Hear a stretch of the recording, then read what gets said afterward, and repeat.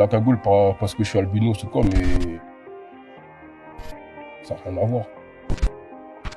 L'albinisme, déjà, c'est le problème de mélanine. Tu as tous les caractéristiques noires, mais tu nais avec la peau blanche, en fait. J'ai eu des trucs un peu débiles, comme quoi c'est quand tes parents ils sont frères et sœurs, ou des trucs comme ça. Alors que non, ça n'a rien à voir. Juste un manque de mélanine, en fait. Je suis arrivé en France à l'âge de 4 ans, mais je suis né au Congo. On a une peau assez fragile, on ne supporte pas trop le soleil. Et ben, là-bas, il y a tout le temps le soleil, en gros, en Afrique. Et ça provoque des cancers de la peau. Et après, il y a eu la guerre, le pillage et tout, qui a fait qu'on part du Congo. Mais il y avait ça aussi qui jouait beaucoup. Mes parents, ils m'ont beaucoup soutenu. Ils m'ont pas pris par la main ou quoi que ce soit. Ils m'ont expliqué le pourquoi du comment.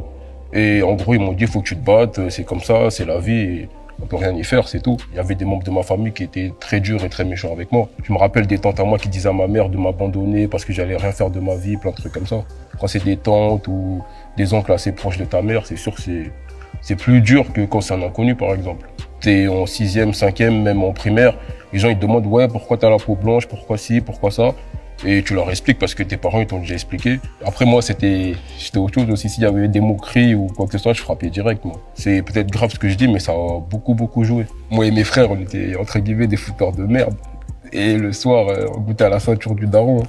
Là j'en parle en rigolant, mais l'éducation chez moi c'était chaud. Hein. Ma mère, elle nous a entre guillemets élevés un peu seuls parce qu'elle était tout le temps là avec nous. Et c'est une femme très forte. J'ai beaucoup de respect envers les femmes. Après, on peut voir des femmes dans mes clips. Hein. On peut pas les voir en mode string, dénudé et tout, c'est mort. Et dans Cougar Gang, c'est une déclaration d'amour envers les cougars. C'est un peu cru, mais c'est pas méchant.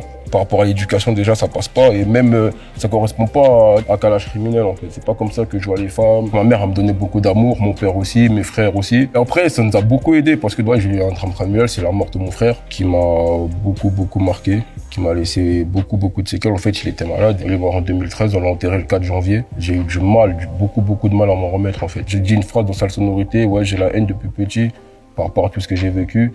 Et encore plus quand j'ai perdu mon grand frère. Ça a juste accentué en fait ma haine et mon côté sombre un peu. C'était lui que j'allais voir quand il y avait des problèmes, c'était lui avec qui je parlais tout le temps. C'est lui qui savait que je rappais alors que je rappais en cachette. Ma mère, elle aimait pas trop ça en fait.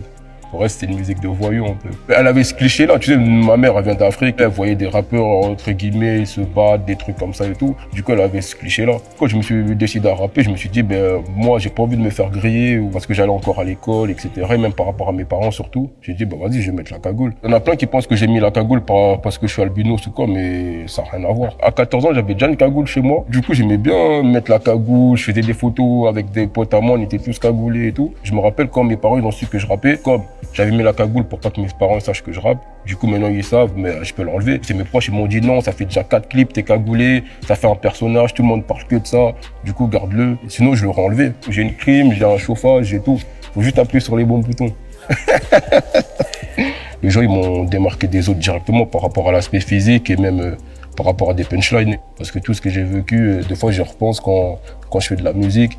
C'est ça qui me donne entre guillemets la force et ça se ressent dans mes textes. Depuis petit, en fait, on m'a retransmis l'envie de gagner parce que même quand je faisais du foot, j'avais tout le temps envie de gagner, j'étais un mauvais perdant. J'ai toujours eu envie d'aller plus loin. Et je pense que ça m'a aidé beaucoup, la détermination que mon père m'a transmis, l'envie tout le temps de gagner, de tout niquer. Et ça m'a beaucoup aidé dans le rap ou dans la vie de tous les jours. Dans le rap français, c'était la première fois qu'il voyait un albinos cagoulé, qui venait de Sevran, qui rappait énervé. Maintenant, je lis plus du tout les commentaires. Mais quand j'en avais, je sais pas, 50, 60 ou 300, et il y a un commentaire qui m'a fait percer, qui m'a, entre guillemets, dit, ouais, mais c'est un albinos, il va jamais percer. Et moi, je me suis dit, pour la peine, je vais me donner à fond et tu verras que je vais y arriver. Et du coup, j'ai dit, je vais trouver une phrase choc. Je suis albinos parce que je suis né pour briller. Cette punchline, je l'ai trouvée au studio quand je posais à Rue du Cœur avec Caris pour marquer mon albinisme. Du coup, j'ai trouvé celle-là, ça m'est arrivé comme ça en fait. Et Caris, il a dit, ah ouais, cette phrase-là, elle est lourde et plein d'albinos la reprennent cette phrase, donc ça me fait plaisir.